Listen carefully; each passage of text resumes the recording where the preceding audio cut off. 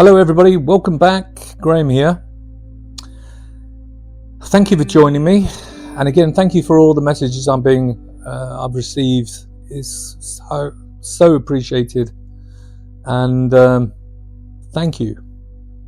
So today I'm talking about how we planned for that MRI and when the appointment came through and how I felt. Now, the appointment came through quite quickly, probably about a week to 10 days after I'd come back from the biopsy, and we were starting to take in all the information. Again, I was out there researching as well. I was always looking for information about what other people were experiencing, and believe me, there was not a lot out there. You know, there was not. I couldn't find many people who were talking their way through their process. In fact, there was nobody there. There was just an odd editorial. There's lots of information about what prostate cancer was and what it does and how to, you know, what level you can be diagnosed at. But there was no one doing an editorial or a diary like I'm doing to explain their mental health. You know, a diagnosis is one thing, but the mental health side of it is completely different. And that's why, you know, you have so much support through the NHS system. Now, again, I talked in the last one that it was always readily available to me if I needed it. And the Macmillan support team was there 24/7. I just, you know, rang up, left a message, and they got back to me. But some of the things that some of the support network that was out there, I became a little bit I guess not skeptical, but I just didn't want to take myself into that process. I mean, I'm 58, and a lot of the people there were, you know, in their late 60s, and I didn't feel compelled to go and tell my story or join in on the group sessions. And I don't know if that was right or wrong, you know. So I went back to the internet to find out, or find if there was a person out there talking their personal diaries of what happened, and I couldn't find anyone. There was one or two guys who were talking about being diagnosed, and that was it. But there was no one telling a story through the journey of it, and that is probably one of the main reasons I decided to do these diaries. I wanted it out there that people could look at and then say, or make a comparison and say, that part of the journey he's going through, I can compare it with Graham's journey. And that made me feel really quite good about that, because you do compare yourself, or you compare a situation in life with what information is out there, and that's what I did. So going back to the preparation of the MRI, we were a little bit worried, and my wife, you know, she was terrified inside, and it was something we were going together, and all the doubts were swirling around in my head, and I'm sure it was happening to her as well. But the end result, we stayed positive, and that's, I implore everyone, try your absolute utmost to stay positive, stay focused in your head. If you've got a full-time job, if you've got, you know, children to look after, the home, you know, I'm fortunate, I'm a stay-at-home dad, and my wife goes down to work, so her working distracts her. My home life and looking after my youngest distracts me an awful lot. But they do creep in, when you have that 10 minutes sit down, or you stop and think about what's happening to you, it creeps back in. But you deal with it one way or another. So the MRI, we got the appointment through, and the closer it came, I guess the more I just wanted it to be over. I wanted now to have that diagnosis, whether it is one way or it was the other. I just wanted to have it, and I wanted to have all the information and say, okay, there's no more waiting, there's no more wondering, and this is my diagnosis, and now I'm going through that treatment plan, or I'm going a different way, and I'll be told that through my cancer specialist. We went up to the hospital, and it was quite a late appointment. It was in the evening, and I got there, got changed, I knew the routine, and it was a 25-minute procedure. Now, if you know, it's a magnetic field what is run through backwards and forwards. And look it up. I'm not going to go into the detail what an MRI scan is, but it's all out there if you want to know.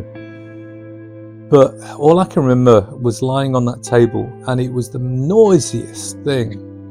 And they do warn you, they actually even say, put these earphones on, because it's going to be very, very loud. And I remember all I wanted to do was cough. I had this bit of a cold, or something in my throat was not right, and I was lying on this table. It was quite cold, gown on, and the noise level, if you've ever had one, you can probably tell me, yes, I don't know what decibels it goes, but it was incredibly loud, and it just seemed to go on forever. And I just was trying to hold back me coughing, because you have to really try and stay still. And you just try and, refocus on something else, and other thoughts coming into your head. But the noise, it just was the dominant thing. That was all you could focus on. And, I just wanted it over, and I keep on going back to it. I just lay on that table going, what if this, what if that? And the other side was saying, look, just wait till you get all the information, and then we'll take it from there. And that was like my wife's voice, what was in my head, because that's what she constantly said. We can't make any decisions over and above what we've already made until we've got all that information. And when it finished, the people doing the carrying out the scan, lovely people, didn't tell me anything really. There was nothing they could tell me. They go off, process the information, and then it will be another conversation with the senior consultant, and that would be then, draw the line, and this is where we proceed. Which way do we go, that way or that way? And it was, I keep on saying this, plan for the worst and hope for the best. And it took me, probably another, I think it was another 2-3 weeks. And then the conversation came about. But anyway, I hope you're all enjoying this, and anyone who's listening and can draw comparisons to what their journey is, drop me a line. Anyone who's going through a journey, good luck, and I'm wishing you health, the best of health. Hope you're enjoying it, and I'll see you on the next episode. Bye for now.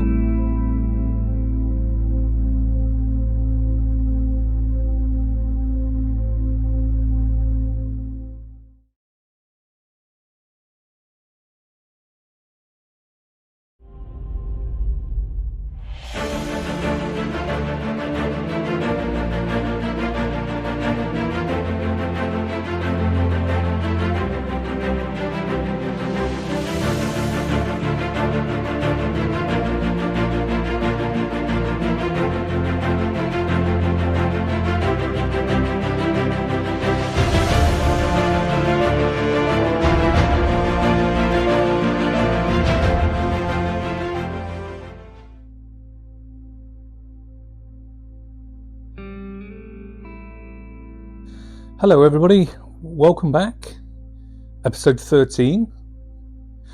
So, just going through the last couple of episodes, and we were very much building up to the MRI scan and talking to the wife very much about what's going to happen if it was in the bone, and that was specifically why we were having the MRI scan.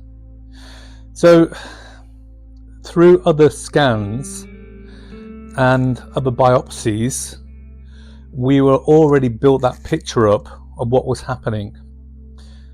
The cancer had made its way out of the prostate.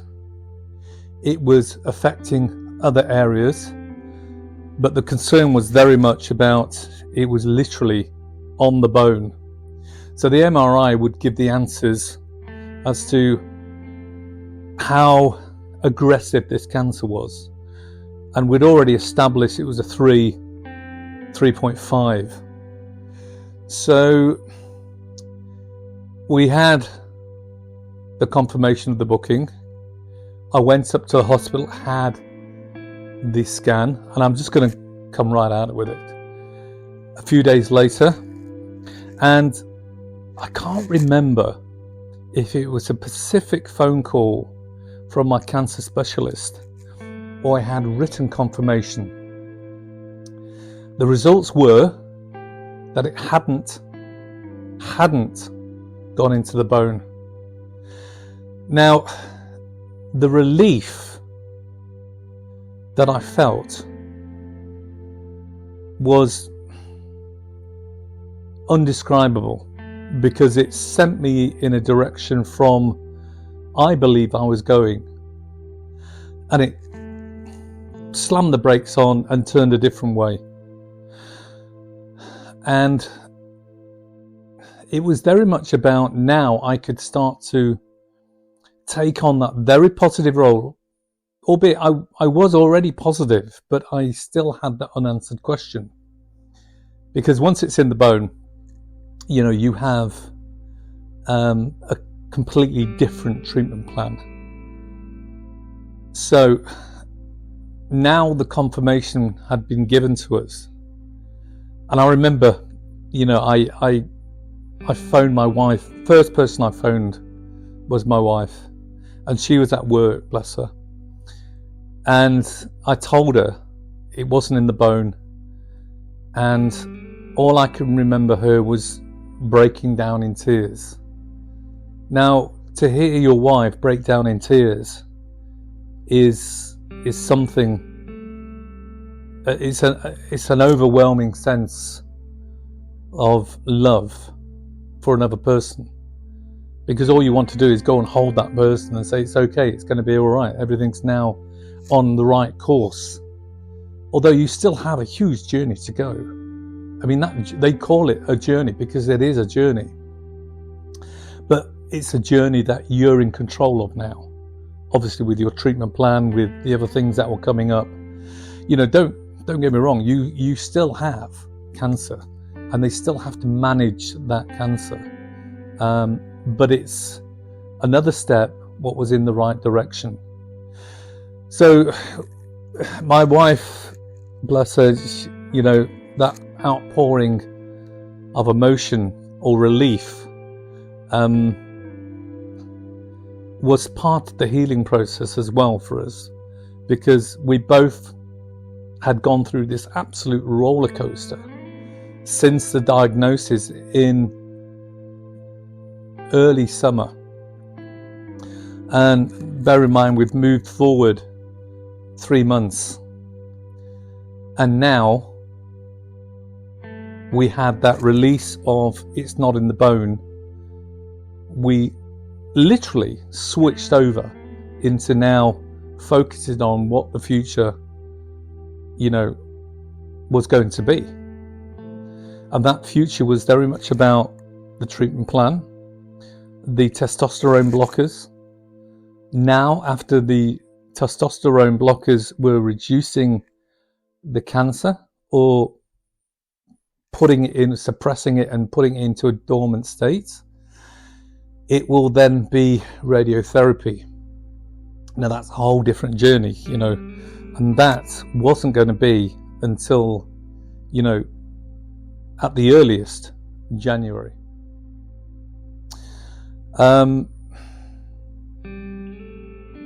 So the realistic approach to this was, now we could plan.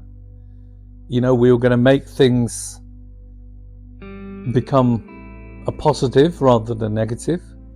Yes, I still had the cancer, but it was, again, now moving past that, possible terminal state into now just let's get on with it.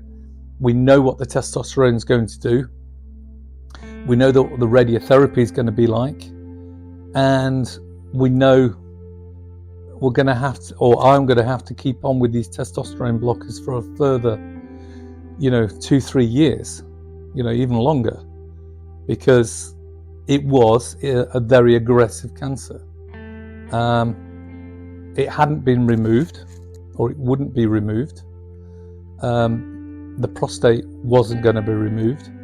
So the only option I had was to go through that quite lengthy process of suppressing the cancer, reducing it, and making sure that the radiotherapy can target the cancer and kill off as much as possible. So anyway, the whole relief had now, come across as, I told my oldest son, he's at university and I didn't want to disrupt his studies, but he was relieved, and he dealt with it the way he does. My youngest, we hadn't fully explained what was going on, but he knew Dad was going up to the hospital and doing certain things. And we told a few other people, and that was it. We were still very much in that, process of just telling a small circle of people. So I'm not going to go too much into what came next. We'll leave that to the next one. But thank you for joining me. It's always a great pleasure to tell this story, and I hope people are being able to make a little comparison to what my journey is and to what their journey is. So thanks again. Bye for now, and I'll see you on episode 14. Bye-bye.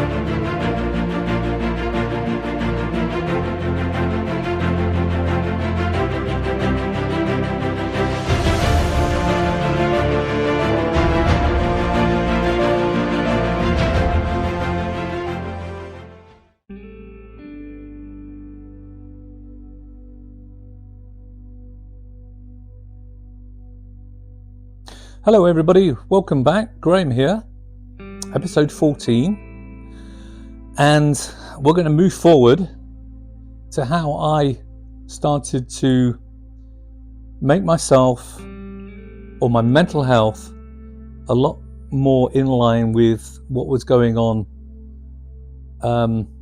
after the diagnosis, and obviously after what happened with the MRI and the diagnosis of it wasn't in the bone. So as I said last time, we were relieved and we moved forward, and I had refocused myself on now coming to terms with what the cancer represented, how it was going to be treated, and what the side effects were with the testosterone blockers. Now, in previous episode, I'd already started to talk to you about the blockers and what they were doing to me in a tablet form. Now, the side effects is very much hot flushes, fatigue, and generally feeling very heavy. I felt also really, really heavy in my legs all the time, because what happens is you are actually suppressing your testosterone, and you start to have how can I best describe it? You start to have wasting in your muscles because you aren't physically active, or you have that fatigue. You have a degree of muscle loss, and that's, you know, whether it's in your legs, whether it's in your arms, or whether it's just generally, your body starts to change. Now, mine changed because I wasn't active. One of the big side effects that I came across was I started to put weight on in my midsection, and my chest started to develop breasts. Now, for a man, that is quite a big deal to deal with. Your body changing, and it's not a pleasant thing to go through. Now, there's plenty of information to help you combat those side effects, but how can you when you just have heavy fatigue on you, and these things are happening, every day. The same symptoms were coming back every day. And one of the big ones I had was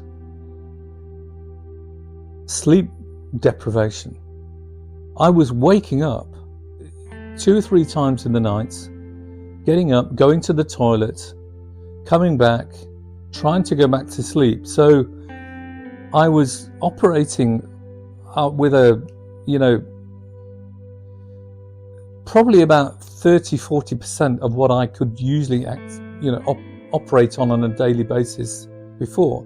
And that's sleep deprivation. And sleep deprivation is a big issue, because if you're waking up not feeling rested, and then still going through that day and still having to carry out everything you do, you start to wear down, and that can be compounded with the heaviness I felt in my legs, the changing in my body, the just feeling really, really bad. Now, to the point where I actually went to the doctors and I said, look, you've got to help me with some of these side effects. And that conversation I had with him was very much, and I think I've mentioned this before, he said back to me, he said, Graham, there's a massive war going on in your body, and of course you're going to feel these things. And I said, well, I'm struggling to operate like this. And he gave me some pretty strong tablets, and they were codeine, and that helped. That just took the edge off things, because boy, if that hadn't happened, I would have really been struggling, and I'm not one for going to the doctors and complaining about this or complaining about that, but it was just so heavy for me. And to this day, I am still waking up 2-3 times a night, going to the toilets, feeling heavy in the legs, wasting of the muscle, fatigue. But it's all now a lot more manageable, because I know, and I think I can put it down to this, is that this journey, as month and month and month go by, I get a little bit back of myself. Now, whether you can determine that's a feeling of you feeling better, having a little bit more energy every day, or knowing that, that light in the end of the tunnel is becoming a little bit brighter as every month goes by. Now, bear in mind, I still have a huge shot of testosterone blocker injected into me every 3 months. So I'm very much like this. I go up and down, but I'm always on the positive side of it. Because to me, the worst was over. I had a very clear way forward, and that was just supported by everything Macmillan and everything my cancer specialist was offering. So you guys out there who are going through this journey, there are stages of the, and I said this at the very beginning, there's ups and downs everywhere you turn with this. But if you're talking about it and you're expressing it, you're healing on every single day.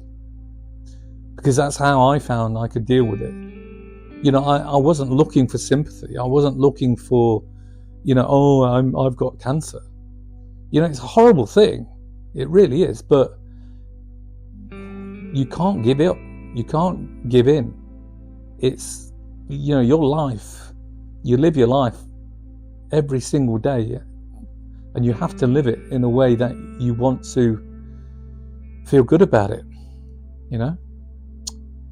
Anyway, that's a little bit about what my emotional state was, and also my mental health was. But as you can see now, going through these journeys with me, these diaries, you can see everything was now pointing in the direction of me dealing with it in a positive way. Or, sorry, should I say dealing with the side effects and the treatment plan in a positive way, because that's what it was. Anyway, thank you for joining me. I'll see you next time, and bye for now.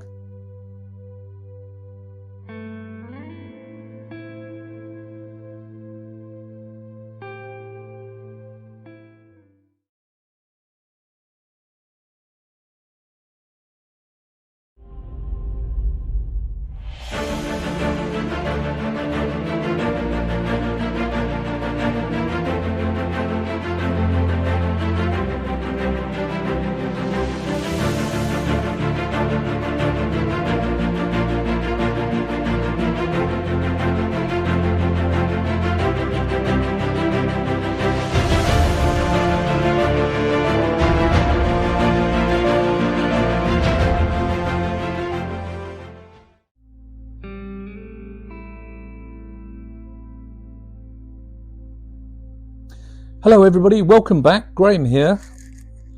Welcome to episode 15. Now, I just recapped on the last episode, and I was very much positive about the outcome of the diagnosis, and the treatment plan was in full effect. And I had a discussion with my cancer specialist upon the results of the MRI. And he told me, and I went to the hospital, and the head of the department, the professor, he sat me down and went through in fine detail of everything I'd actually gone through the diagnosis stage, and then in detail told me exactly how this cancer was going to be treated. And I've detailed a lot of it through the diaries, but I wanted to tell you a little bit about how he explained through the HD of the pictures from the scans, how he was going to attack through now the radiotherapy. And he was really quite detailed and very precise and how he was going to target the prostate through the radiotherapy and reduce through the testosterone blockers the cancer, and that was starving any means of this cancer growing. And once it was reduced to the size that they could then target through the radiotherapy, a large part of the battle would then be won. Now, before I could have the radiotherapy, I was explained that the testosterone blocks had to keep on suppressing the cancer and reducing it. And my PSA would have to be back into the realms of normal, or not normal, but reduced to the point where there was a very successful outcome through the radiotherapy. And it really gave me a lot of food for thought on how, not just me, but the centre was full of different people having, a diagnosis or a discussion of how their treatment plan was moving forward. And I remember looking around in the waiting room before I went in, and there was a good dozen people, all older than me, a lot older than me, but they were all going through different stages of their cancer. And I remember coming out of there and with quite a smile, and it was late into autumn, and I was thinking, let's just get to that radiotherapy stage. And I didn't know if it was going to be early January or late January, and it was just one of those things that we're walking towards. And we got home, and my wife was again jubilant and very positive about how we're moving forward. But it didn't detract away from, again, all these side effects I was having. It was just another layer of being told exactly what had happened, what was currently going on, and where I was moving to next. And the only thing I remember of all these discussions was, I'm just so looking forward to Christmas. And it was, we were literally knocking on the door of Christmas. And my household, I do a lot of the planning, I do all the cooking, I gather all the presents and wrap them and plan for Christmas and the menus, and because that's the role I took on, and I had done for many, many years. I was always the one who was, processing Christmas the way everyone loved to process Christmas through our household. And on my back of my mind is, yes, I was looking forward to it, but I really didn't have the energy for it. And anyone who's watching this and is going through this stage with me, or on a different stage of their journey, I'm sure you can relate back and go, yep, I didn't have the enthusiasm as previous years, or I wasn't really up to the challenge again. Because you are living side by side with cancer. You can't just forget about it. You can't just say, oh, well, this is the journey, but I've got everything back what I was before. You haven't. You are living with it on a daily basis. And I wasn't going to give in and say, well, we're going to have a much more, diluted Christmas. I still wanted the boys home, enjoying unwrapping their Christmas presents, me cooking the turkey, the gammon, all the things that we've always traditionally done. Having family members over, it was my little personal journey that I wasn't going to give into. She's, I'd stopped drinking, having a little drink, years before, so it wasn't something I was going to miss by not having a drink. And I don't think I'd even have a drink, because that would send me to sleep straight away. But we did have one family member who'd come over from Nottingham, and we'd always traditionally have a few drinks together and would plan what we were going to have and would cook. And I'll just quickly tell you the story. I did have a drink on that occasion, on that day, and it just sent me into, like, I'd lost everything, all the energy, and I was halfway through cooking and preparing the meal, and I had to say to my sister, I said, please, can you take over, because I couldn't do it. I was absolutely, not wasted or anything like that. I wasn't drunk. I was just, the energy just literally drained out of me. Maybe because I'd relaxed, and it was only one gin and tonic, I remember, but I'd relaxed and just couldn't carry on. I was just listening to everybody talking, but I just didn't have the energy to carry on and put everything on the plate. And I remember we cooked an amazing lamb dinner, and we'd serve lamb with all the roasted lamb, mint jelly, prepared with garlic and all these other things, and rosemary, and we decided to have it with mashed potato with mustard and lamb gravy, and it was absolutely delicious. But I just couldn't get to the point of finishing it off with the mashed potato. So, good on you, Karen, and well done for finishing it off. But we had a wonderful time on that occasion. And there's little memories that I look back on. And don't get me wrong, I'm still going through exactly the same processes, but I've dealt with it in a much more methodical way, rather than be in a reactive state all the time. I plan through, I know where my limitations are now. So if you're going through it, plan that way.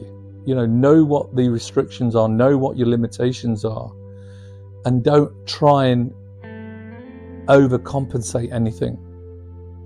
This treatment plan I'm going through is a lifesaver, absolutely 100% a lifesaver, but it is a journey, and it has to be treated like that. Anyway, thank you for joining me. It's an absolute honor. So see you next time, and thanks again for joining me. Bye-bye.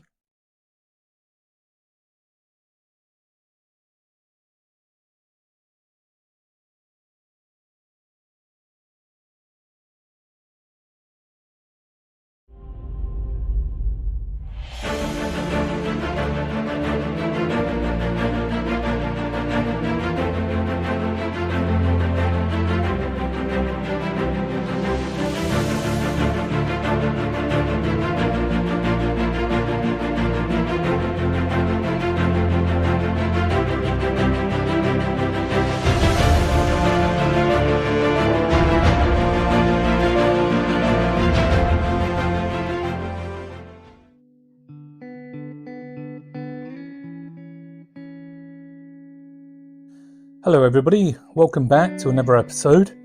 Graham here. Listen, thank you everybody who's been commenting, who's giving very positive feedback. It's wonderful to hear. I will get back to people who are writing to me personally. Thank you again. Listen, just a quick shout out to a guy who is doing a blog called Fighting Through Cancer. I watched an episode of his, and he was doing a bit about side effects of the injections, the hormone injections he's having, what we call the prostate blockers, testosterone blockers. And he came out with some really jarring issues that he was having, and I could make that comparison because I'm sure we're all having the same, but he was having some quite a horrific side effects, hot flushes, the tiredness, fatigue, the body changing. But he had the side effects which was much more apparent on his emotional state. I mean, he was saying that he could walk through a shop, something would trigger an emotion, and he would just, start to well up or cry. I don't have any of that, but I have other quite extreme ones. But bear in mind, he was stage 4. But I just wanted to mention, his blog. It's really good. Very down to earth, down to the truth, and a good shout out to him. I will connect to him and I will drop him a line. So I was just going through some of the episodes I've done since the channel started. As you know, I do a cooking side, but also I've started to post weekly poems, and the poems are very much in line with my journey and going through that journey. So if you enjoy some nice words, it's only about 1.5 minutes long, but tune in and have a look at that. It's really good. As I was saying, I've gone back over some of the episodes, and it dawned on me, wow, what a journey this has been. And I must admit, I feel so much better now. I'm starting to feel like I've got an opinion, I've got a voice, I'm telling my story, people are listening, and as you know, 1 in 7 men go through some sort of prostate cancer in their lives. Now that's a truly astounding statistic. Wow. But on the good side, we get through it, or we're getting through it. It's just a journey that we're having to go through. And I'm particularly going through it and telling the story because it makes me feel like I have a voice again, and I'm contributing to something. So I just wanted to talk about my first Christmas going through, with the diagnosis of prostate cancer. And in the last couple of episodes, I talked about going through the final diagnosis stage, having the MRI, being told it wasn't in the bone, going through the emotional state, understanding what my treatment plan was going to be and how I was going to deal with it. And really, the whole emphasis of your treatment is about suppressing that cancer and stopping it growing in the prostate, or spreading even, to allow you to get to a stage where your radiotherapy had a very, very good chance of succeeding through a targeting process. Now, I hadn't been told when I was going to have my radiotherapy. All I was told is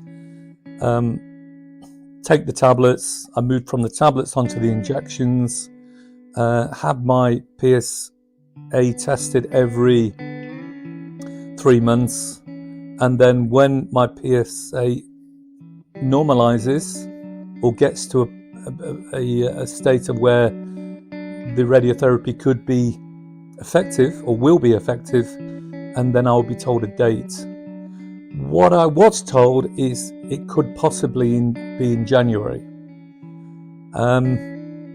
So I had very positive prognosis, and it was now coming to terms, trying to get life back to a normal keel, having the cancer, living side by side and dealing with it the best way I knew how to. And that was having a little bit of things to look forward to. Christmas was literally upon us. And my job was very much to gather everything, the presents, and make Christmas as special as possible. The only thing I didn't have was the energy levels, and that was purely because the blockers was doing their job, because the side effects of the blockers was fatigue, flushes, muscle loss, a whole host of other things. But somehow, and I told you in the last episode, is I rang the doctor and asked for some help, because everything I was trying just wasn't working, and he gave me some pretty strong painkillers, and that tended to perk me up, because I had a coping mechanism of, if it got too bad, I could, take these. So we got to Christmas, and although my energy levels were low, we had a brilliant time. My family had all gathered. Jacob had come back from university. Morgan was his, normal, jubilant self, full of enthusiasm, which makes me feel good. And my wife, bless her, she makes Christmas as special as ever. So we went through Christmas and New Year, and that perked me up and made me feel a lot more, focused for what was coming up. I knew this was coming up quite soon, sooner rather than later, and that was the radiotherapy. Now, before I start going into the radiotherapy, and I'm going to leave that to the next episode because it's quite a bit of a detailed thing.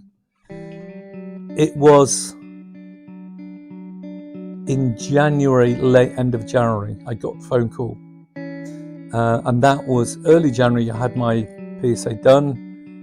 They got the results of that, and my bloods came back positive. So it was starting to drop. The blockers, the tablets, the injections had all started to take effect. And bear in mind, this was going back to, springtime when I was diagnosed. So that was good. And I'll tell you a little bit more about that in the next episode. Thanks again for joining me. I love telling this story. Thanks so much, and I'll see you on the next episode. Bye-bye.